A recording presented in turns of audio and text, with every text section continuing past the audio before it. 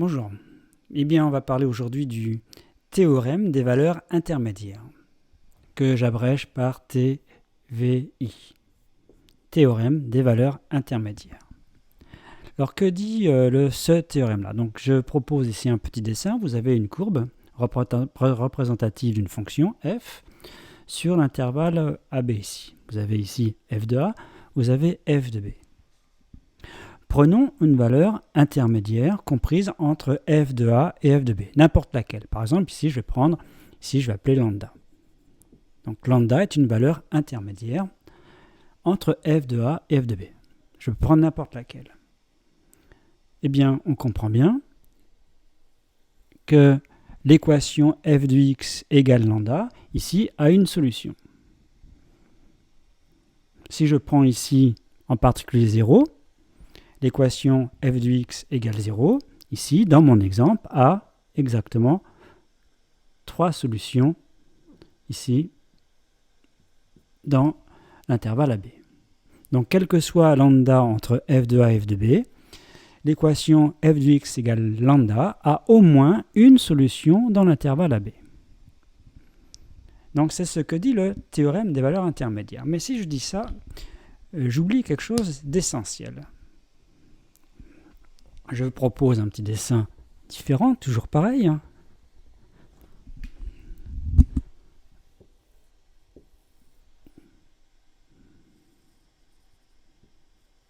Donc ici c'est A, donc f de A ici. Ici il y a un saut. Ici vous avez B. Et là vous avez f de B. Bon. Est-ce que je peux affirmer que pour n'importe quelle valeur comprise entre f de A et f de B, si je l'appelle lambda, cette valeur, est-ce que l'équation f de x égale lambda a au moins une solution dans l'intervalle AB? Eh bien, prenons par exemple 0. 0 est bien intermédiaire, c'est-à-dire comprise entre f de A et f de B. Vous voyez bien que l'équation f de x égale 0 n'a pas de solution, puisque ici il y a justement un saut. Donc on a besoin d'une hypothèse supplémentaire pour pouvoir affirmer qu'effectivement, pour chaque lambda compris entre f de A et f de B, l'équation f de x égale lambda a au moins une solution dans l'intervalle AB. Et l'hypothèse, vous l'avez tout de suite deviné, c'est la continuité. Donc le théorème des valeurs intermédiaires dit la chose suivante. Si vous avez une fonction petit f qui est continue sur l'intervalle AB, donc première hypothèse, f est continue sur l'intervalle AB. Continuité là-dessus. Alors, f prend au moins une fois toute valeur intermédiaire entre f de A et f de B. Alors ça veut dire quoi que f prend au moins une fois toute valeur intermédiaire entre f de A et f de B? Ça veut dire que si je prends n'importe quel nombre compris entre f de A et f de B, l'équation f de x égale lambda a au moins une solution dans l'intervalle AB. Il y a deux cas particuliers. Le premier cas, pour une fonction continue sur un intervalle, c'est quand elle est en plus strictement monotone. Donc je fais un dessin. Vous avez ici une fonction par exemple strictement croissante.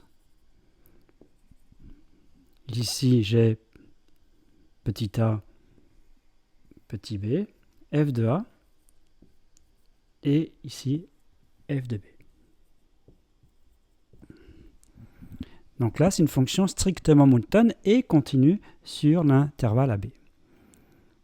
Et donc la différence entre le théorème général, ici c'est le théorème des valeurs intermédiaires appliquées aux fonctions strictement monotones, et bien dans ce cas-là, si je prends un réel lambda, n'importe lequel, compris entre f de A et f de B, alors l'équation f de x égale lambda a une et une seule solution dans l'intervalle AB. Donc ici, ce n'est pas au moins une solution, c'est une seule. Il y a unicité. Il y en a une, il y en a, et il n'y en a qu'une seule. On pourrait prendre une fonction strictement décroissante. Il y a un deuxième cas particulier.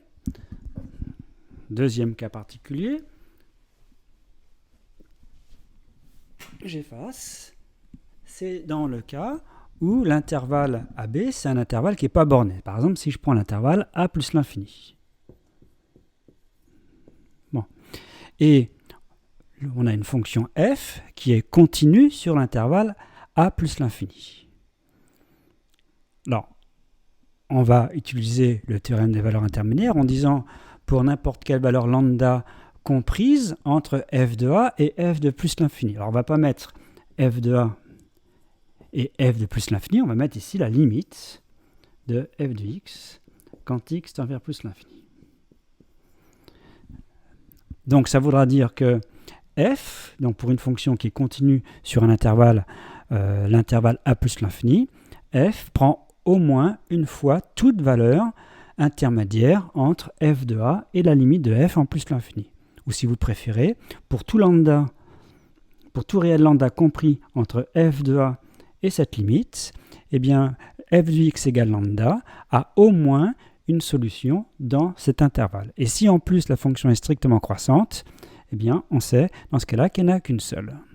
Donc l'importance ici, c'est la continuité. Soit on raisonne ensuite sur des fonctions quelconques ou des fonctions strictement monotones, et soit on prend des intervalles AB ici fermés, soit on prend des intervalles ouverts.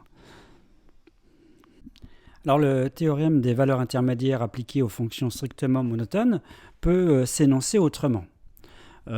Ici, je prends une fonction f continue sur AB et strictement monotone, par exemple strictement croissante. Donc le théorème des valeurs intermédiaires dit que si je prends un lambda quelconque entre f de a et f de b, alors l'équation f de x égale lambda a une et une seule solution. L'autre façon de le dire, c'est simplement de dire que f réalise une bijection de l'intervalle AB sur l'intervalle f de a, f de b. F est une bijection de AB sur f de a, f de b. Alors si elle était strictement décroissante, ce serait une bijection de l'intervalle AB sur l'intervalle f de b, f de a. Donc ce qu'on appelle le théorème de la bijection, c'est une autre façon d'exprimer le théorème des valeurs intermédiaires appliquées aux fonctions strictement monotones. Alors ce théorème de bijection, il a une utilité dans le cas des réciproques. Par exemple, si on a la fonction exponentielle ou la fonction carrée, on peut définir ce qu'on appelle des réciproques. Ça, c'est assez intéressant pour avoir de nouvelles fonctions. Alors, comment démontre-t-on ce théorème ? Eh bien, je donne une idée de la démonstration, je ne fais pas la démonstration complète, et je prends un cas particulier où f, ici, elle est strictement croissante et continue sur l'intervalle AB, et f de a ici est strictement négatif, et f de b est strictement positif. Et ce qu'on veut, c'est démontrer que l'équation f de x égale 0 a une solution, une seule, dans le cas puisqu'elle est strictement croissante. Alors pourquoi j'ai pris ce cas particulier avec 0 comme valeur intermédiaire? Parce que c'est un peu plus simple, et surtout au niveau du dessin, on verra que c'est plus simple. Donc ici, on comprend bien qu'il y a bien une seule solution de l'équation f de x égale 0. Bon, alors comment on fait ça? Eh bien, on construit ici deux suites adjacentes. Donc au début, U0, c'est petit a, et V0, c'est petit b. Et ensuite, pour avoir la valeur de U1 et de V1, comment on fait? Eh bien, on prend ici le milieu, ce milieu, le milieu de l'intervalle AB. Et on regarde si, donc on sait qu'au départ, f de U0, c'est strictement négatif, et f de B, c'est strictement, f de V0, c'est strictement positif. On fait ce calcul-là, et on regarde ici le signe, donc je pourrais l'appeler ici, par exemple, comme intermédiaire, comme c'est x1, je regarde f de x1. Vous voyez ici, f de x1, c'est strictement positif. Donc, comme c'est strictement positif, ce qu'on va faire, c'est que on ne bouge pas U0, c'est-à-dire ici, U1, ça va être U0, et V1, ça va être ici le milieu. En fait, on diminue de moitié ici l'intervalle. On procède par ce qu'on appelle dichotomie. On répète le processus, on prend le milieu de ce nouvel intervalle. Le milieu ici, c'est censé être ce nombre-là. Hein. Bon, donc c'est ce que j'appelle x2. Alors c'est évidemment, ma figure n'est pas juste, hein, mais simplement pour vous donner une idée, je regarde f de x2. Alors ici, f de x2, cette fois-ci, est strictement négatif. Donc comme c'est strictement négatif, ce qu'on va faire, c'est que U2, ça va être ce nombre-là. Et V2, lui, ne bouge pas. Et donc, on sait que la solution, elle est entre U2 et V2. On pourrait, comme ça, continuer à aller plus loin, si on veut, ainsi de suite. Donc, en fait, ce qu'on obtient en fait des intervalles UN, Vn qui sont emboîtés, on le sait, puisque, en fait, UN et Vn sont des suites adjacentes. Alors, ce qui se passe ici, c'est en fait qu'à chaque étape, il n'y a qu'un seul des deux termes qui change. Ça dépend du signe de f du milieu. On regarde le signe de f du milieu, on prend le milieu, on prend f du milieu. Selon que c'est strictement positif ou strictement négatif, on change l'un des deux termes seulement. Eh bien, on peut démontrer donc plusieurs choses. Déjà que UN et Vn sont des suites adjacentes. Bon, ça, on peut le démontrer par construction, puisque pourquoi la limite, la différence, c'est 0? Parce que vous voyez bien qu'on diminue l'intervalle chaque fois de 2, c'est-à-dire c'est 2 fois plus petit. Donc on peut démontrer qu'effectivement que la différence tend vers 0. Pourquoi l'une est croissante? Par construction, et UN et Vn est croissante et Vn est décroissante. Donc UN et Vn convergent vers la même limite, puisqu'elles sont adjacentes.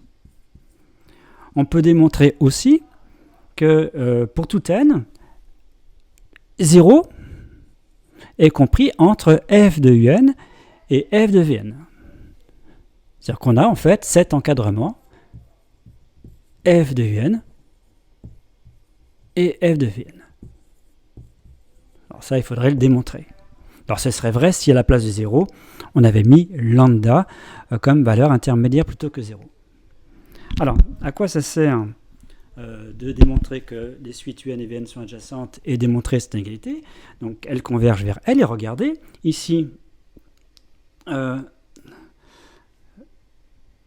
j'ai L. On sait, rappelez-vous, que comme UN et VN sont dans l'intervalle AB, j'ai fait donc une petite vidéo sur les suites et les fonctions par composé. On sait que ça tend vers L. Donc f de un tend vers f de L. Bon. Et ici, c'est pareil, Vn tend vers L, donc ici, ça tend vers f de L. Donc vous obtenez que 0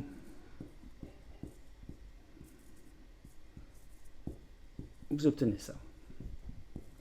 Donc f de L est à la fois positif et négatif, ou nul. F de L positif et f de L négatif ou nul. Donc vous en déduisez que f de L c'est 0. F de L c'est 0. Donc ça démontre bien que l'équation f de x égale 0 a bien une solution, c'est L. En fait, c'est la limite commune de ces deux suites adjacentes. Alors un petit exemple d'utilisation du théorème des valeurs intermédiaires. Si je prends une fonction du troisième degré qui commence par x cube, je mets n'importe quoi d'autre après, plus 3x carré, moins ce qu'on veut après, mais c'est un polynôme. Bon, alors ce que je ne vais pas faire de tableau de variation, je vais simplement calculer la limite de f en plus l'infini, c plus l'infini, et la limite de f en moins l'infini, c'est moins l'infini. Et l'intervalle AB, ça va être l'intervalle moins l'infini plus l'infini.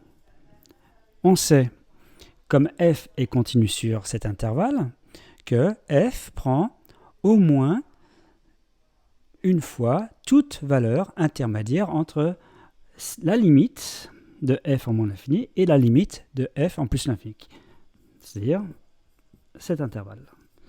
Donc le théorème des valeurs intermédiaires me dit que pour n'importe quel lambda entre moins l'infini et plus l'infini, l'équation f de x égale lambda a au moins une solution dans R. Si je prends lambda égale 0, eh bien ça veut dire que l'équation f de x égale 0 a au moins une solution dans R. Donc ça veut dire qu'un polynôme ici du troisième degré a au moins une solution de l'équation f de x égale 0, c'est-à-dire a au moins une racine. C'est-à-dire tout polynôme du troisième degré a au moins une racine. Et c'est vrai pour le cinquième degré, en fait pour tous les degrés impairs, ça démontre que ces polynômes de degré impair ont au moins une racine. Ça c'est la première application du théorème des valeurs intermédiaires.